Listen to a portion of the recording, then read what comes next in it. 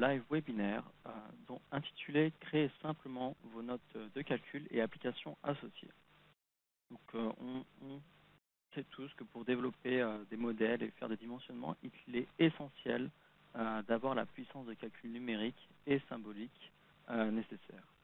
Mais de plus, pour pouvoir documenter ces travaux et ces productions et en faire des productions délivrables, en fait toute la différence. Donc, dans ce cours webinaire, vous découvrirez comment Maple répond à ces challenges.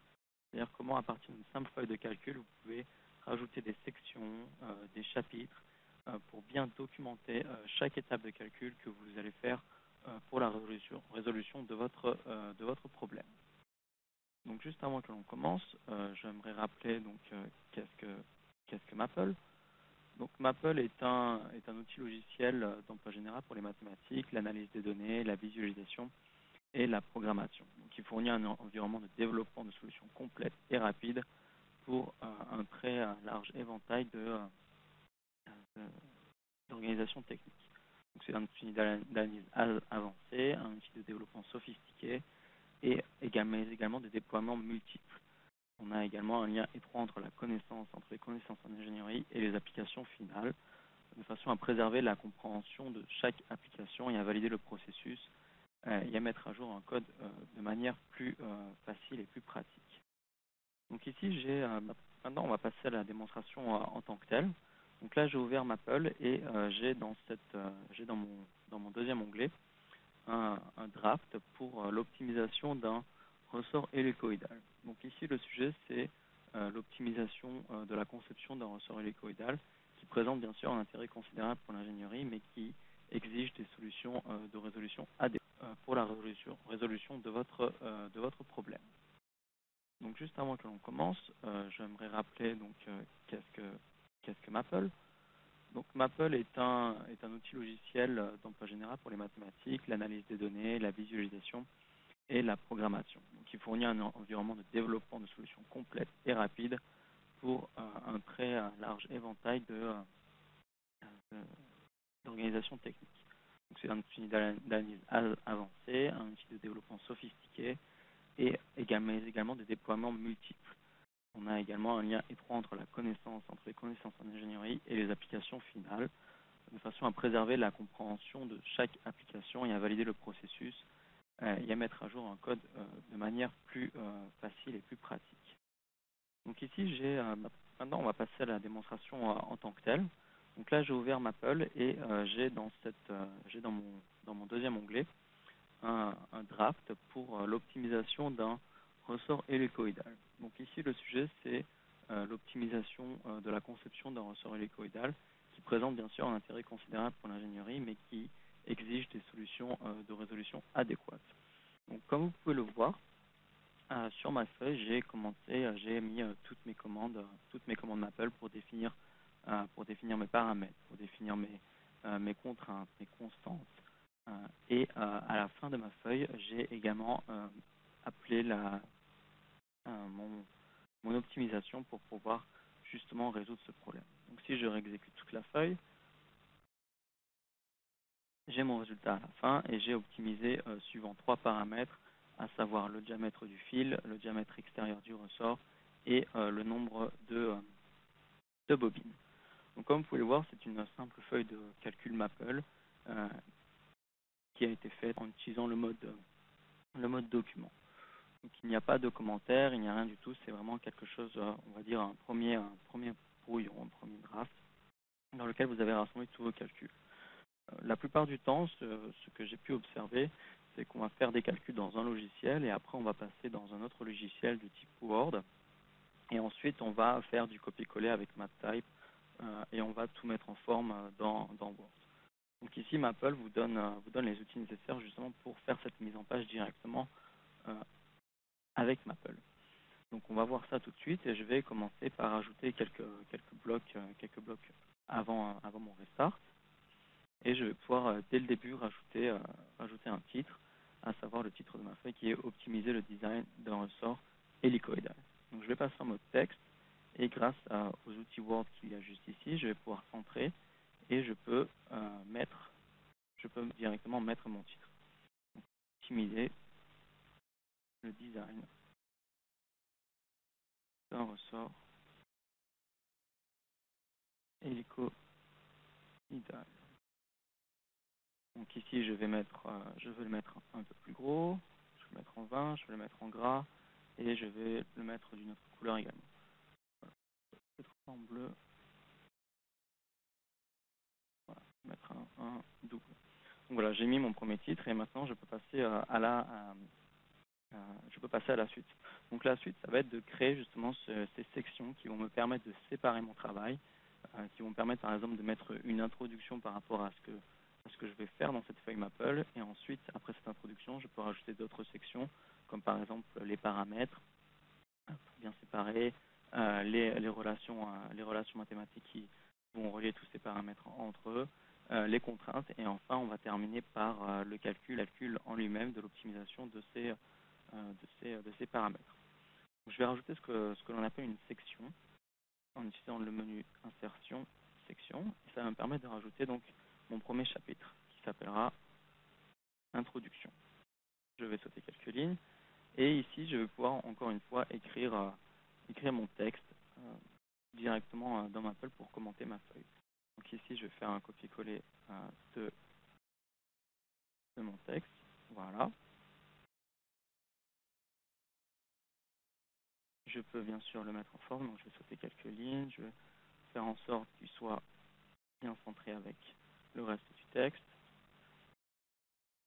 Voilà, je peux changer également la police d'écriture, donc ici on va mettre en déjà vu.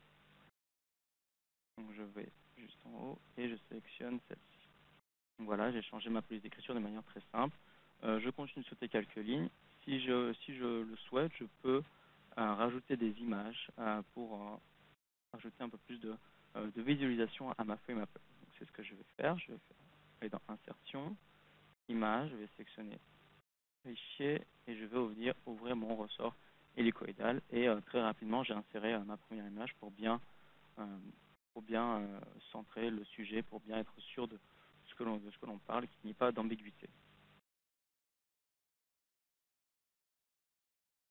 On va ajouter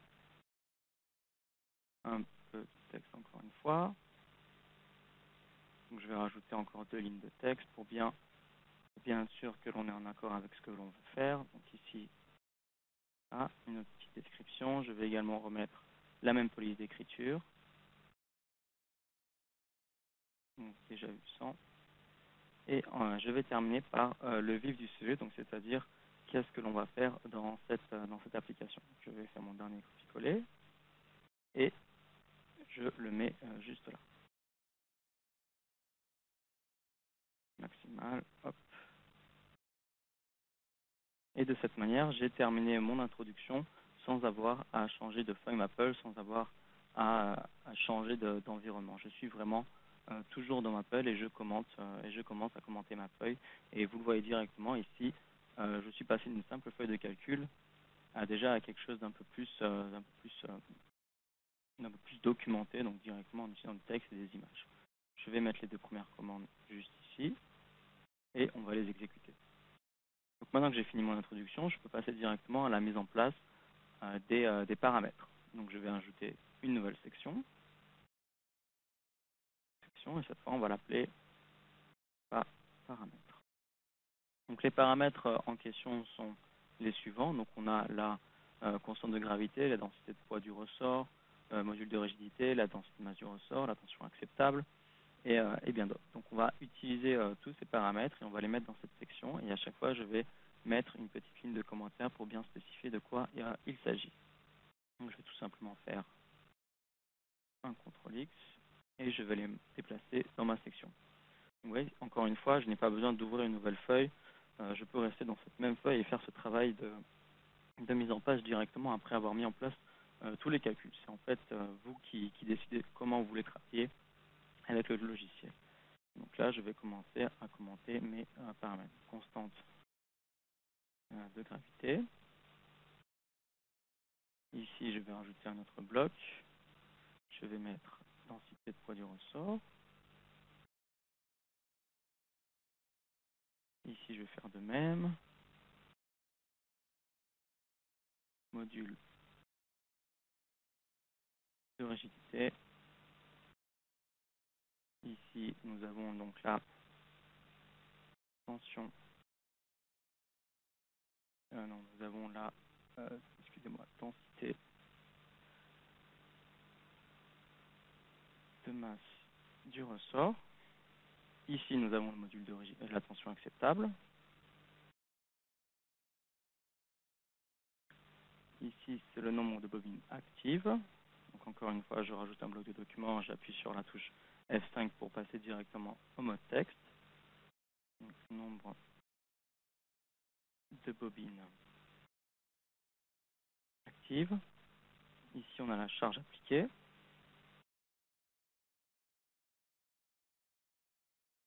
La déviation minimale. Ici, la fréquence minimale des ondes de surtension.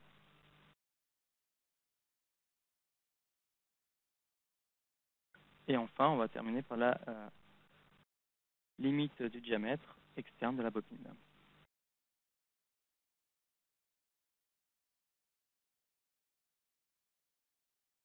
Et de cette manière, j'ai terminé de faire ma première section paramètres. Je peux fermer cette section pour avoir un peu plus de place. Je peux fermer également l'introduction et ainsi de suite. Je continue à créer mes autres sections. Donc la prochaine section, c'est sur donc les relations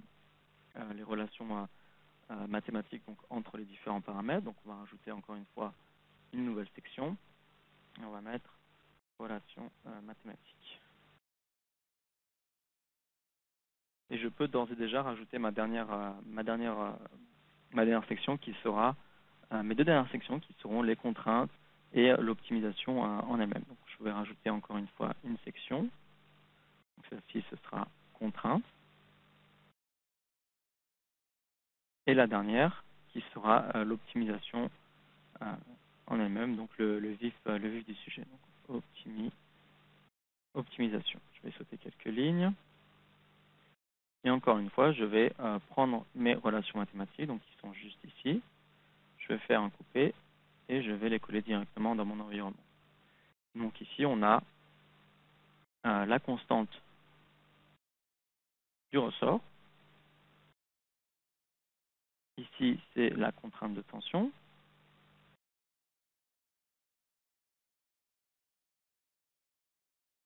Ici, on a le facteur de concentration de Wall. Et enfin, on a la fréquence des ondes de surtension.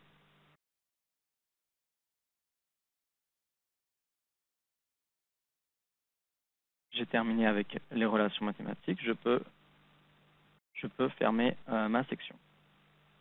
Maintenant, on va mettre les contraintes. Donc les contraintes, on en a 4. Donc je vais prendre les 4 qui sont ici. Je fais un coupé et je les mets dans ma section contraintes. Donc ici, on a la dérivation minimale, déviation minimale, excusez-moi. Ici, nous avons le diamètre extérieur du ressort qui doit être inférieur à une valeur D0. Diamètre extérieur du ressort inférieur à D0. Ici, on a la fréquence et la résonance de la fréquence des ondes. Donc, résonance, on va mettre résonance fréquence des ondes. Et ici, on a la contrainte de tension qui ne peut excéder une valeur définie, qui ne peut excéder une valeur définie. Et enfin, ici, on a rassemblé tout, on a fait une commande en plus pour rassembler toutes les contraintes en une seule et même liste. Donc toutes les contraintes dans un seul ensemble. Donc voilà, j'ai maintenant mis mes contraintes en place et il me reste à faire l'optimisation. Donc de la même manière, je peux couper cela et je peux le mettre ici dans ma dernière partie. Donc ici, on a la masse du ressort avec la fonction objective. Donc c'est la fonction à optimiser. Fonction à optimiser. Donc qui va prendre en compte les trois paramètres justement en question, à savoir le diamètre du fil D, petit d, le diamètre extérieur du ressort grand D et le nombre de bobines N. On a augmenté la précision numérique à 10 digits, à 20 digits, excusez-moi, 20 chiffres significatifs. Et enfin, on a la fonction optimisation en elle-même qui a été calculée juste ici. Donc, résultat de l'optimisation. Et donc, comme vous pouvez le voir, très rapidement, je suis passé d'une feuille de calcul, contenant juste vraiment que des calculs, à un document Maple qui contient plusieurs chapitres, plusieurs sections et qui permet d'avoir un bel aperçu de ce que j'ai fait dans cette feuille Maple. Donc en premier, on aura donc notre introduction. Ensuite, on va voir nos paramètres, nos relations, nos contraintes et enfin le résultat final.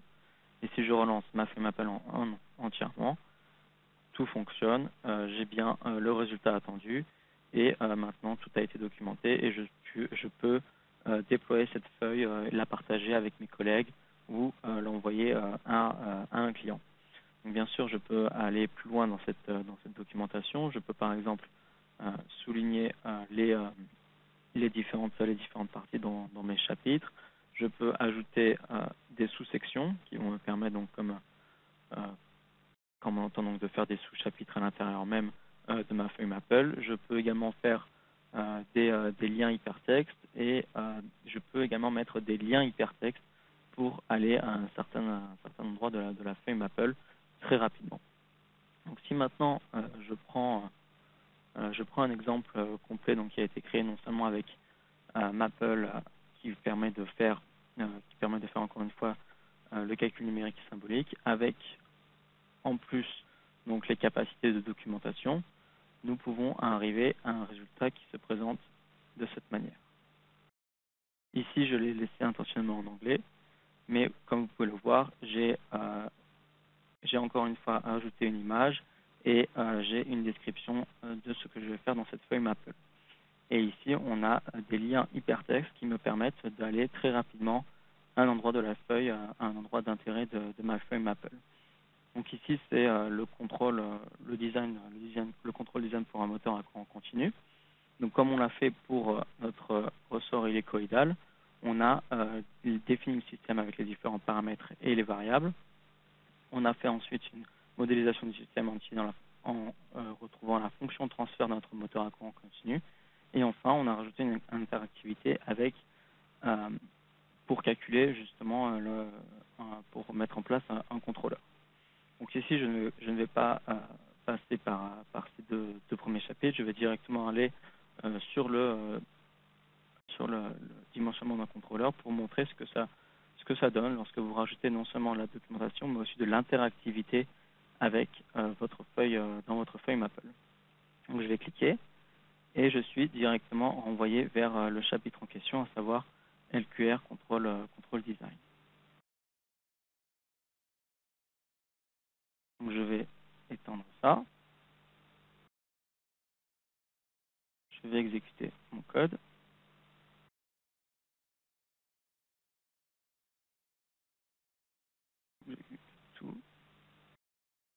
Je vais exécuter toute la feuille. Là, on commence à avoir les zones de réponse. On commence à avoir donc les graphiques qui vont être affichés directement dans la feuille Maple. Donc, comme vous pouvez le voir, on a déjà une première réponse. Donc, dès que Maple aura terminé de faire ses calculs, on va repasser donc ici le design d'un contrôleur LQR. Ici, on a en boucle ouverte et en boucle fermée. Et enfin, quand on arrive à la fin de la feuille Maple, on va pouvoir faire varier justement les paramètres, le paramètre R de notre contrôleur LQR pour directement observer la réponse en temps réel dans notre feuille Maple.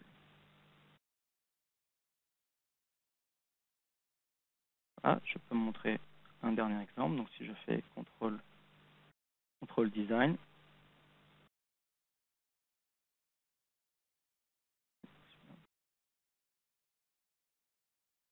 je peux par exemple prendre un oscillateur harmonique.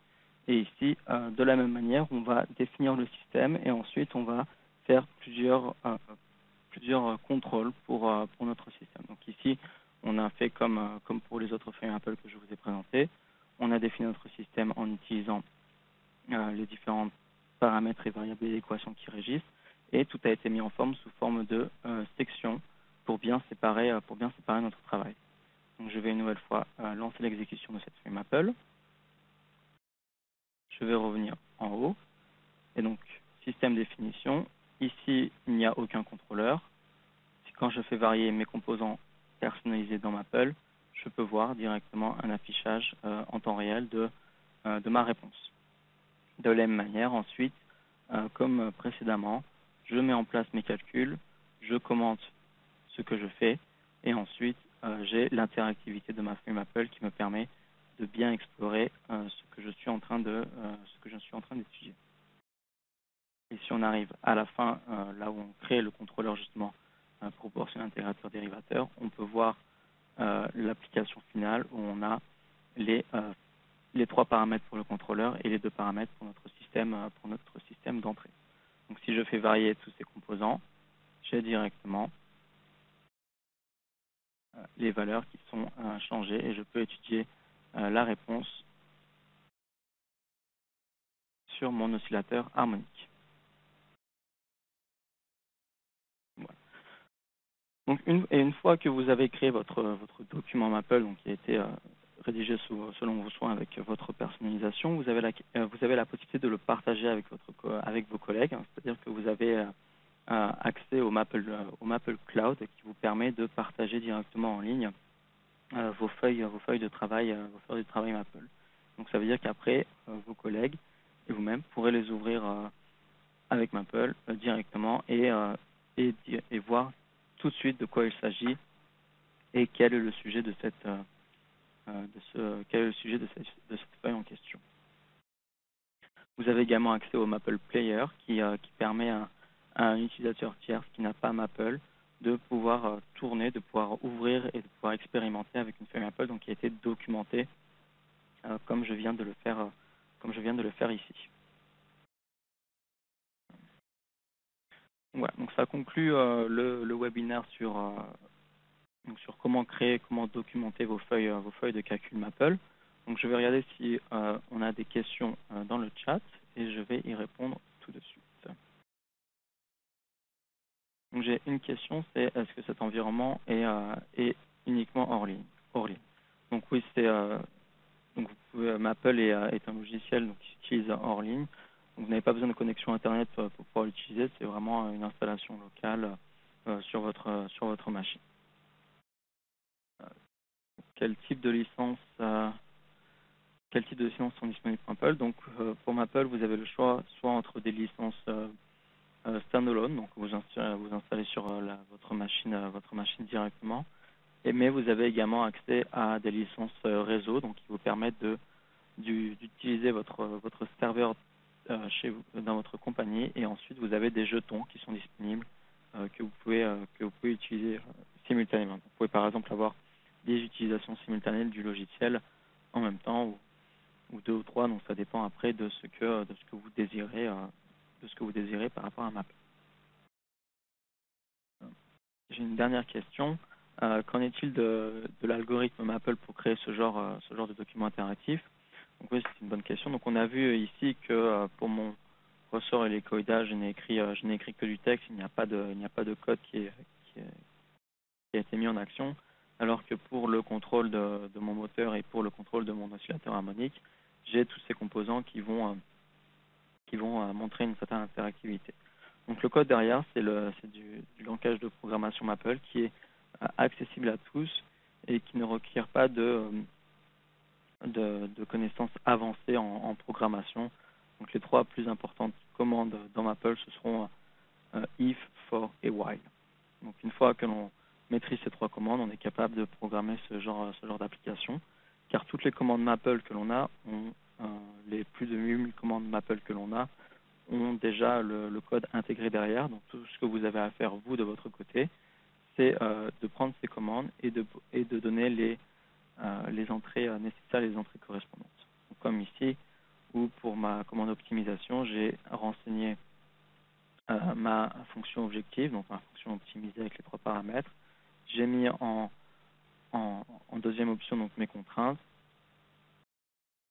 consequence, et j'ai mis le nombre limite d'itérations pour faire mon calcul. Donc, je n'ai pas eu besoin de coder à la main directement une optimisation, j'ai directement fait appel à ma commande optimisation.